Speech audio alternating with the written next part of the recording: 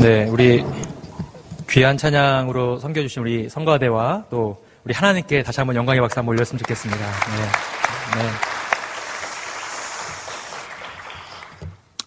네. 올해부터 우리 일교회에서 함께 이현수 목사님과 함께 동역하게 된 김만진 목사입니다. 오늘 말씀을 전할 수 있는 기회를 주신 하나님께 감사를 드리고요. 우리가 함께 오늘 은혜 받는 시간이 되었으면 좋겠습니다. 우리 옆에 있는 분들과 함께 인사 좀 나눠봤으면 좋겠는데요. 은혜 받고 돌아갑시다. 한번 인사했으면 좋겠습니다. 은혜 받고 돌아갑시다. 네. 얼마 전에 동계올림픽이 끝났습니다. 동계올림픽이 끝났는데 이 동계올림픽의 단연 화두는 김연아 선수였습니다. 안타깝게도 이제 은메달에 그쳤지만 그의 실력이 부족해서 은메달에 그쳤다면 우리가 참 이해가 되겠지만 많은 사람들이 참 아쉬워하면서 안타까워하는 마음을 가졌던 것 같습니다. 저희 딸도 거실을 빙상장 삼아 이렇게 김연아 피겨 틀어달라 그래서 막 열심히 막 하더라고요. 그래서 이게 피겨를 하게 되면 아빠 나도 이거 하고 싶어 막 그러는데 이게 돈이 많이 들어간다고 하더라고요. 조마조마하는 마음으로 이렇게 봤는데 다행히 이렇게 큰 소지는 없어 보이는 것 같더라고요. 예. 그래서 이렇게 김연아 선수의 그런 모습들이 온 국민의 마음을 좀 안타깝게 하고 그렇게 했는데 제가 어떤 기사를 이렇게 검색해 보다가 김연아 선수에 대한 흥미로운 기사를 하나 발견했습니다. 김연아 선수를 이렇게 전담하고 있는 의사가 인터뷰한 내용이었는데요. 김연아 선수는 17년째 지금 빙상장에서 이 피겨를 하고 있습니다. 그러다 보니까 온 몸에 부상이 많이 있다고 해요. 그래서 허리도 안 좋고 고관절도 안 좋고 발목도 안 좋고 많은 곳이 부상이라고 합니다.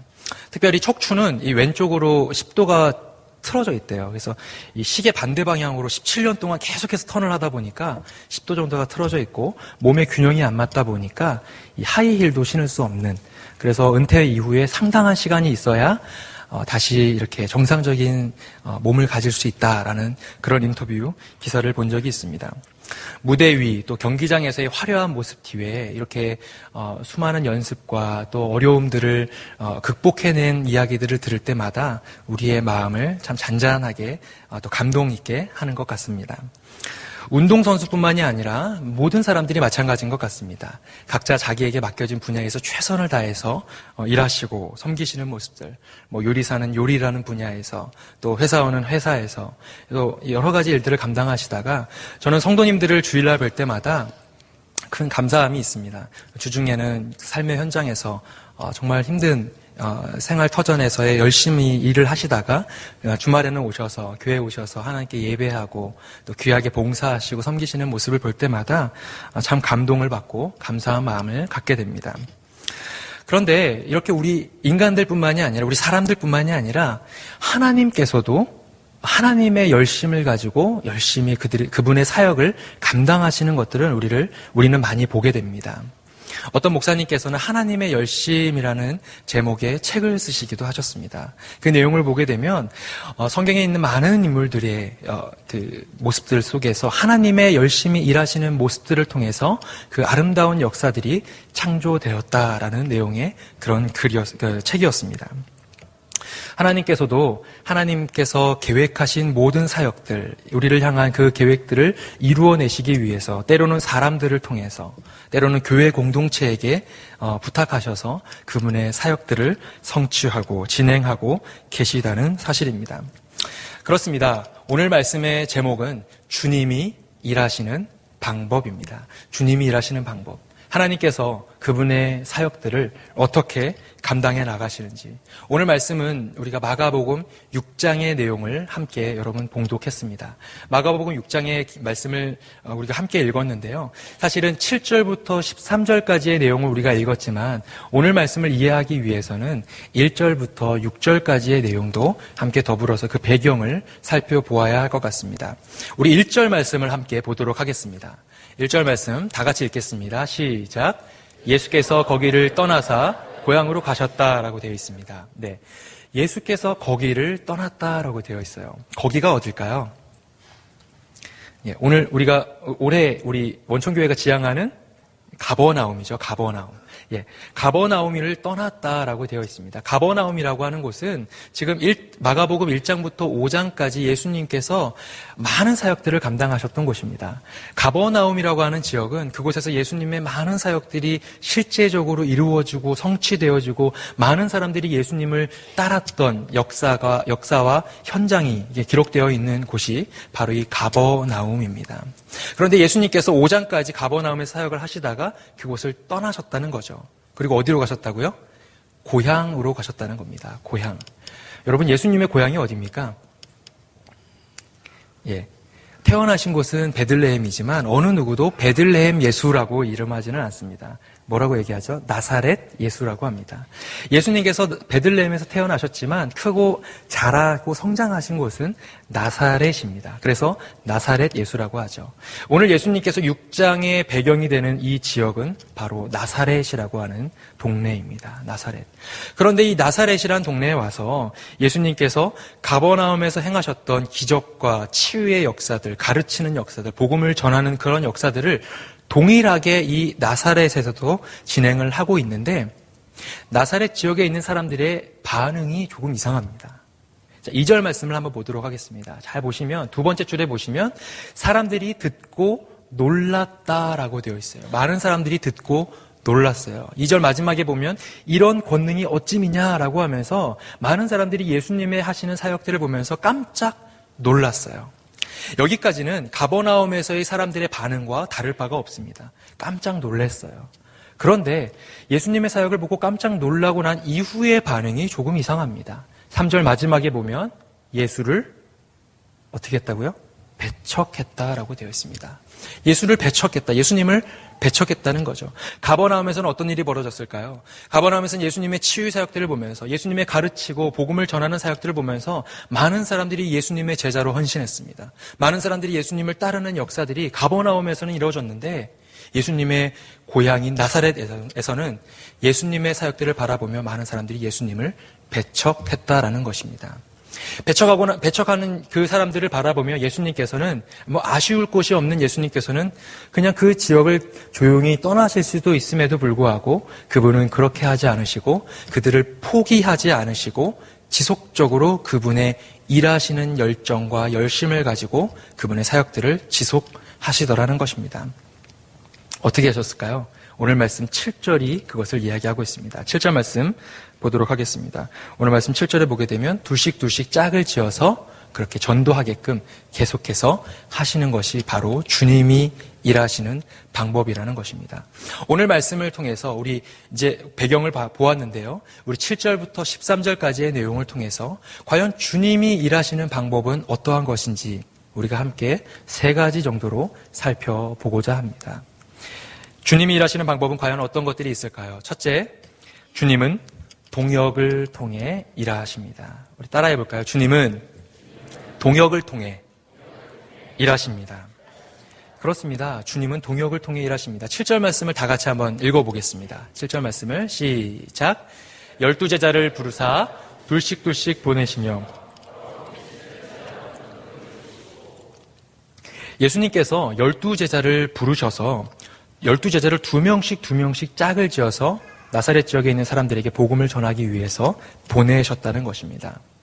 예수님께서 혼자 하시는 사역들이 아니라 제자들을 그 사역에 동참시켰다는 것이죠. 이것이 무엇일까요? 동역입니다. 이것이 바로 동역입니다. 예수님께서 그 일들을 혼자 감당하는 것이 아니라 함께 하시는 사역들을 예수님께서는 좋아하셨다는 것입니다. 성도 여러분, 제가 질문 하나만 드리겠습니다. 예수님께서 어린 시절을 지나시고 예수님으로서의 사역, 즉 공생의 사역을 시작하시면서 가장 먼저 하신 일이 무엇이었을까요?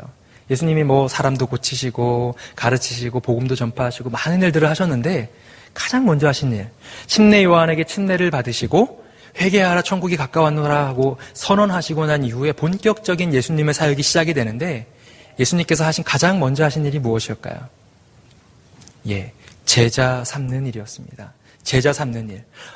사람을 고치고 그들에게 말씀을 전하고 가르치고 이런 사역들보다 가장 먼저 하셨던 일이 바로 제자 삼는 일. 베드로와 안드레, 야고보와 요한을 찾아가셔서 나를 따라오라.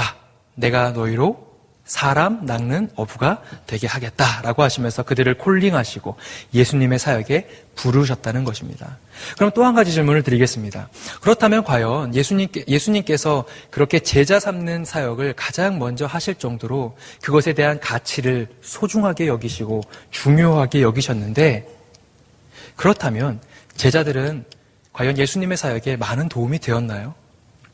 예수님의 사역에 제자들이 과연 큰 도움이 되었을까요? 성경을 자세히 살펴보면 오히려 예수님의 사역에 제자들이 도움이 되었다기보다는 방해가 될 때가 훨씬 더 많았습니다. 어린아이들이 예수님 하면서 달려올 때 예수님의 가까이 오는 것을 막아서죠. 예수님께서 뭐라고 하시죠? 어린아이가 내게 오는 것을 금하지 말라라고 하시면서 도리어 꾸중하십니다. 예수님의 마음을 읽으면서 예수님의 사역에 협력하는 모습들보다는 오히려 좌충우돌하면서 예수님의 사역을 방해하고 회방꾼이 되는 때가 훨씬 더 많더라는 것이죠. 그럼에도 불구하고 예수님께서는 혼자 사역하고 그분이 혼자 그 일들을 감당해 나가시는 것이 아니라 이 동역이라고 하는 가치를 굉장히 소중하게 여기셨기 때문에 그분의 사역 가운데 제자들을 가장 먼저 부르시고 그분의 사역에 제자들이 함께 사역할 수 있게끔 동참할 수 있게끔 하셨다는 것입니다. 그렇습니다. 주님은 사실상 그분이 혼자 충분히 하실 수 있는 능력이 있는 분이십니다. 그분은 그 일들을 감당하실 수 있는 분임에도 불구하고 우리로 하여금 그 사역에 손 내밀어 주셔서 나와 함께 사역을 감당하지 않겠니? 내 사역에 너희들이 함께 동참하지 않겠니? 하고 우리들을 초청해 주시더라는 거죠. 저는 여러분에게 이렇게 한번 도전을 드리고 싶습니다. 그렇다면 과연 우리가 어떻게 하나님의 사역에 동역할 수 있을까요? 과연 어떻게 우리가 하나님의 사역에 동역할 수 있을까요? 여기 앞에 성가대 분들이 계시는데 너무나도 귀한 사역들을 감당하십니다. 하나님의 사역에 동역하고 계시는 거죠. 찬양팀으로 헌신하시는 분들, 또 G2G 교사로 헌신하시는 분들, 주보를 나눠주시고 의자를 정리해 주시면서 여러 가지 사역들, 보이지 않는 곳에서, 방송실에서 여러 가지 보이지 않는 곳에서 하나님의 예배, 하나님의 사역들을 조금씩 세워나가는 한 분 한 분이 바로 하나님의 사역에 동역하고 계시는 분인 것 같습니다.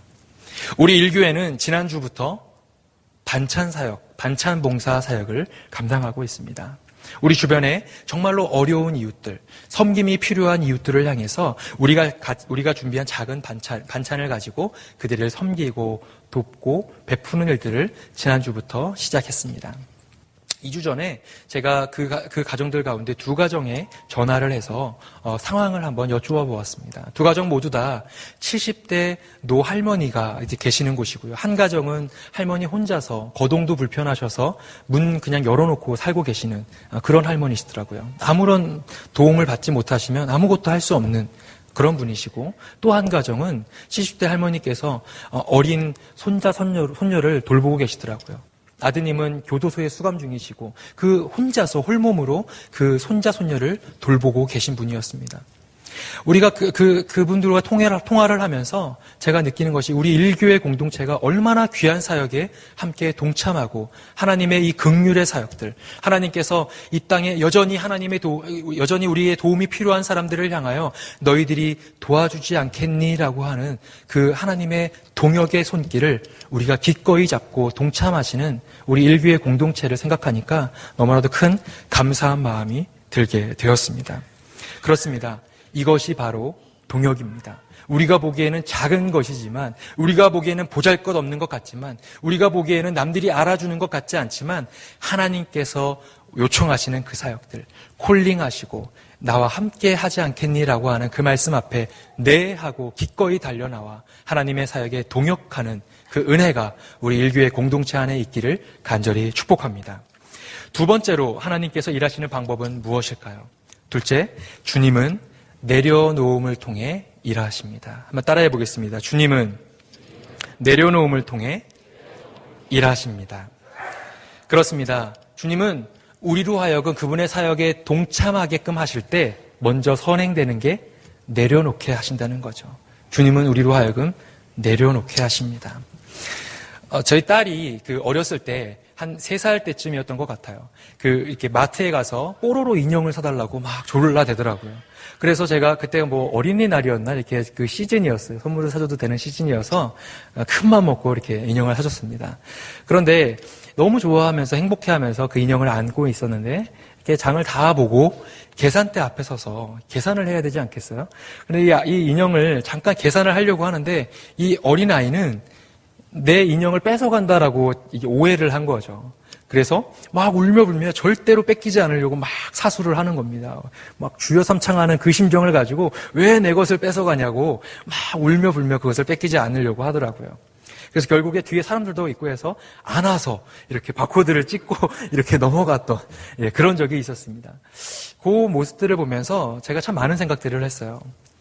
내 거를 잠깐만 그 계산대 위에 내려놓게 되면 그 계산대를 통과하고 나면 그 인형은 완전한 내 것이 되고 진짜 내 것이 되게 되는데 그것을 내려놓지 못하고 끝까지 그것을 부여잡고 끌어안고 있는 모습이 흡사 우리의 모습은 아닌가라는 생각들을 해보았습니다. 하나님의 내려놓으라고 하는 요청 앞에 내가 여전히 할 수 있다라고 부여잡고 있는 모습들, 내가 여전히 내 것이라고 꼭 붙들고 놓지 않으려 아둥바둥거리는 모습들이 혹 우리 인간들의 모습은 아닌가라는 생각들을 해보았습니다.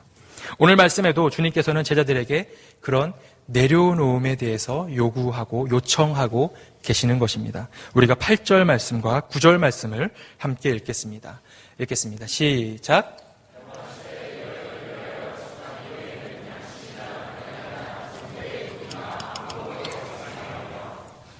신만 신고 두 벌 옷도 입지 말라 하시고, 예수님께서 제자들을 둘씩 짝을 보내서 내보내시면서 신신당부하시면서 하시는 말씀이 양식이나 배낭이나 돈, 심지어는 아무것도 가지지 말라라는 것이죠. 아무것도 가지지 말라. 여러분, 양식은 무엇일까요? 우리가 기본적으로 먹어야 하는 음식입니다. 배낭은 그 안에 뭐 옷이나 신발 같은 우리에게 필수적인 생활용품들을 담을 수 있는 것이죠. 돈이요? 돈은 우리에게 꼭 필요한, 없어서는 안 되는 그러한 요소입니다. 하나하나가 그 어떤 것 하나가 중요하지 않은 것이 없는 사역을 감당함에 있어서 반드시 필요해 보이는 것임에도 불구하고 예수님께서는 그것을 가지고 가지 말라는 것입니다. 복음을 전하러 가면서 그냥 빈 털터리로 그냥 가라는 것입니다. 이것은 무엇을 의미할까요? 우리가 보기에는 반드시 있어야 하는 것임에도 불구하고 이 사역을 감당하기 위해서 반드시 필요한 것, 그것이 혹 돈일 수도 있고 혹 능력일 수도 있고 혹 사람일 수도 있을 것입니다. 우리가 보기에는 절대로 이것만큼은 양보할 수 없는, 그래도 사역을 감당하는 데 있어서 이거는 필수적이지라고 이야기했던 그 요소들을 주님께서는 내려놓으라고 하는 것입니다. 사랑하는 성도 여러분, 내려놓으십시오. 아브라함이 믿음의 조상이라는 별명을 얻을 수 있었던 것은 하나밖에 없는 아들을 내 앞에 내려놓으라라고 하는 하나님의 요청 앞에 그는 2번 고민해 보지 않고 철저하게 주님 앞에 내려놓을 수 있었기 때문입니다. 우리가 내려놓는 그 순간부터 하나님의 일하심이 시작됩니다. 우리가 내려놓게 되면 우리가 가지고 있는 것은 nothing, 아무것도 없습니다. 우리는 아무것도 가지고 있지 않은 그 시간부터, 바로 그 시점부터 하나님의 역사하심이 시작된다는 것입니다. 우리가 내려놓을 때, 우리가 정말 주님 앞에 모든 것을 내어 맡길 때 주님께서는 그제서야 우리를 들어서 동역의 사역에 우리를 초청해 주신다는 사실입니다. 아이와 아빠가 같이 손을 잡고 등산을 할 때, 여러분 그 산을 막 올라갈 때 아이가 아빠의 손을 잡고 가는 것이 더 안전할까요? 아니면 아빠가 아이의 손을 잡고 가는 것이 더 안전할까요? 어떻게 보면 아이가 아빠의 손을 잡으려고 그것이 마치 안전한 것처럼 어떻게든 잡아보려고 아둥바둥거리면서 아빠의 손을 꽉 잡고 갑니다. 하지만 결정적인 고난의 순간을 만나고 결정적인 돌부리에 채워서 넘어지려고 하는 그 순간 아이가 넘어지지 않게끔 하는 것은 아이가 잡고 있는 손이 아니라 아빠가 붙들고 있는 강력한 손이 있기 때문인 것을 여러분 기억하시길 바랍니다. 그렇습니다. 하나님이 붙드시고 계시다면 우리는 내려놓아야 합니다. 하나님이 강권적으로 우리의 인생을 붙들고 계시다면 우리가 갖고 있는, 우리가 여전히 필요하다라고 얘기하는 그 모든 것들을 주님 앞에 과감하게 내려놓고 주님 앞에 네 주님, 내가 주님 앞에 모든 것을 내려놓고 따르겠습니다라고 나아갈 수 있는 우리 일교회 성도님들이 되시기를 간절히 축복합니다. 세 번째로 우리가 보아야 될 것은 무엇일까요? 셋째, 주님은 순종을 통해 일하십니다. 한번 따라해 보겠습니다. 주님은 순종을 통해 일하십니다. 그렇습니다. 주님이 일하시는 세 번째 방법은 바로 이 순종이라고 하는 것입니다. 오늘 말씀 12절을 함께 읽어보겠습니다. 시작. 제자들이 나가서 예수님께서 아무것도 가지고 가지 말라라고 하는 다소 무리한 요청 앞에 제자들의 반응은 왜요 예수님? 어떻게 그렇게 할 수 있나요? 라고 묻고 따진 것이 아니었습니다. 그들은 아무런 이야기를 하지 않고 기꺼이 예수님 말씀 앞에 순종했습니다. 그래서 제자들이 나가서 회개하라라고 전파하는 모습들, 복음을 전하는 사역들을 감당했던 것을 우리는 말씀을 통해 보게 됩니다. 저는 이 순종이라는 단어를 조금 좀 책을 보면서 살펴보았습니다. 그런데 이 순종을 얘기하기 위해서 반어적으로 좀 불순종을 좀 찾아봤어요. 그런데 이 불순종이라고 하는 단어가 죄, 허물이라고 하는 단어와 연결되어 있더라고요. 그래서 이 허물이라는 단어를 조금 더 살펴보니까 허물이라는 단어가 히브리어로 아바르라고 하는 단어를 사용하고 있었습니다. 아바르. 그런데 이 아바르라고 하는 단어가 무슨 뜻을 가지고 있느냐? 넘어가다, 아니면 옆으로 지나가다 라는 뜻을 가지고 있습니다. 허물이라고 하는, 이 죄라고 하는 단어가 갖고 있는 뜻이 넘어가다, 옆으로 지나가다라는 뜻을 가지고 있더라는 것이죠.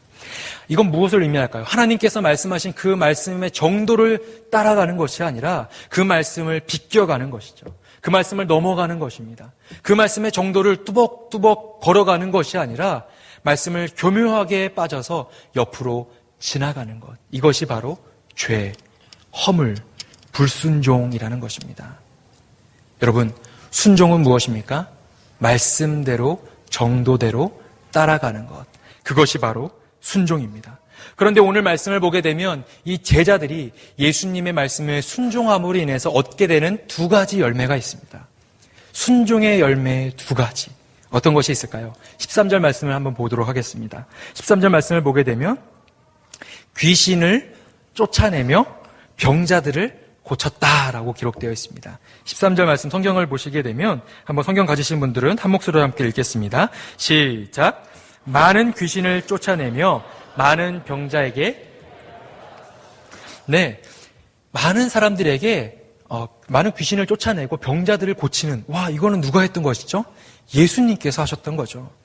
제자들, 우리 인간으로서는 감당하기 버거운, 다소 힘든, 우리가 감당하기에는 어려운 사역임에도 불구하고 예수님 말씀에 순종하고 가고 나니까 이러한 순종의 열매가 우리에게도 있게 된다는 것이죠.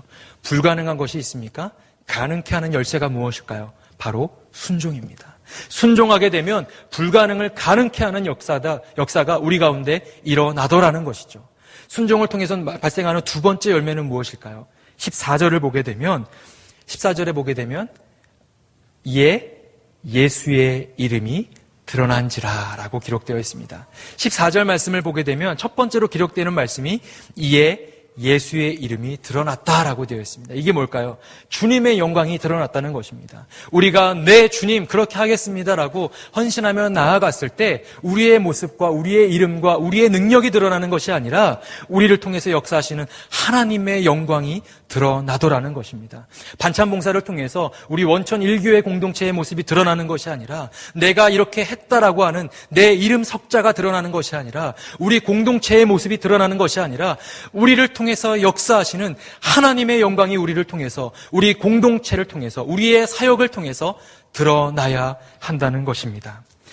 여러분, 순종이 제사보다 낫다라는 말씀을 많이 들어보셨을 것입니다. 순종이 제사보다 낫다. 이 말씀의 배경을 여러분 기억하십니까?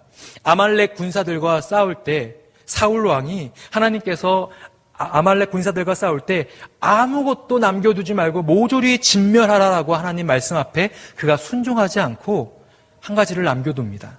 무엇을 남겨뒀을까요? 살찐 소와 양을 남겨둡니다. 그러면서 이것을 왜 남겨뒀느냐라고 물어볼 때 그는 그럴듯한 이유를 댑니다. 왜 그랬다고요? 하나님께 제사하기 위해서, 하나님께 예배하기 위해서 살찐 소와 양, 정말 소중해 보이는 이것을 예배하기 위한 목적으로 남겨두었습니다라고 이야기합니다. 그를 향해서 사무엘이 손가락을 대면서 이야기합니다. 지적하면서 이야기하죠. 순종이 제사보다 낫다라고 하는 것입니다. 이때 나온 말씀이 이 말씀입니다. 사랑하는 성도 여러분, 우리가 잘 구성된 예배보다 좋은 찬양과 우리가 좋은 곳에서 드리는 이 아름다운 예배도 참 중요하지만 이것보다 더 소중한 가치는 바로 순종이 제사보다, 이 예배보다 더 낫다라는 것입니다. 그 어떤 것도 가지지 말고 무작정 가서 복음을 전하라라고 하는 예수님 말씀 앞에 왜 주님 그래야 하죠? 어떻게 해야 될까요? 우리는 무엇을 먹어야 하나요? 라고 물어봤던 것이 아니라 제자들은 네 하고 가서 복음을 전했다는 것입니다. 순종했다는 것입니다. 여러분, 아까도 아브라함을 얘기했지만 아브라함은 너는 너의 본토 친척 아비 집을 떠나 내가 내게 명할 땅으로 가라라고 하는, 어디로 가라라고 하는 이야기를 하지도 않으셨지만 명할 땅으로 가라라고 하는 명령하신 그 하나님 말씀 앞에 아브라함은 네 주님하고 그 먼 길의 여정을 떠났다는 것입니다. 이런 순종을 통해 바로 하나님의 위대한 사역들이 지금 이 시간에도 진행되고 있다는 것입니다. 사랑하는 성도 여러분, 기억하십시오. 이 위대한 명령 앞에 순종하고 나아감으로 인해 주님의 일하심에 함께 동참하여 쓰임받으시는 우리 일교회 공동체가 다 되시기를 간절히 축복합니다. 말씀을 정리합니다.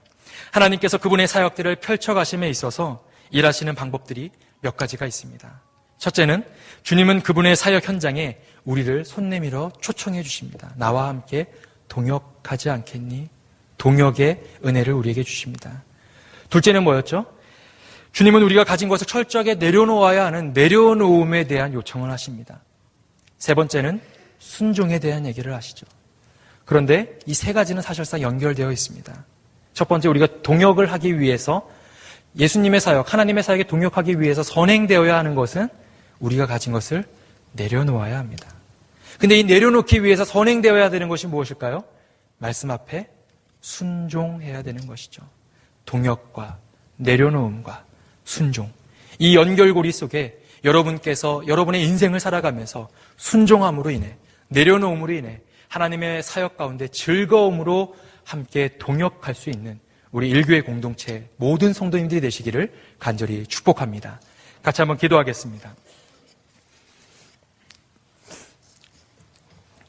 우리 한 1분 정도만 같이 좀 기도했으면 좋겠습니다.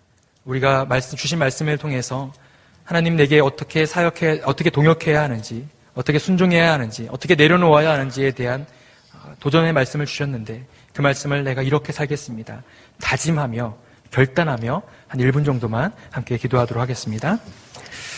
사랑이 많으신 하나님, 하나님께서 우리 가운데 귀한 말씀을 통해서 동역의 말씀, 또 순종의 말씀, 또 내려놓음에 대한 말씀 주셔서 감사드립니다.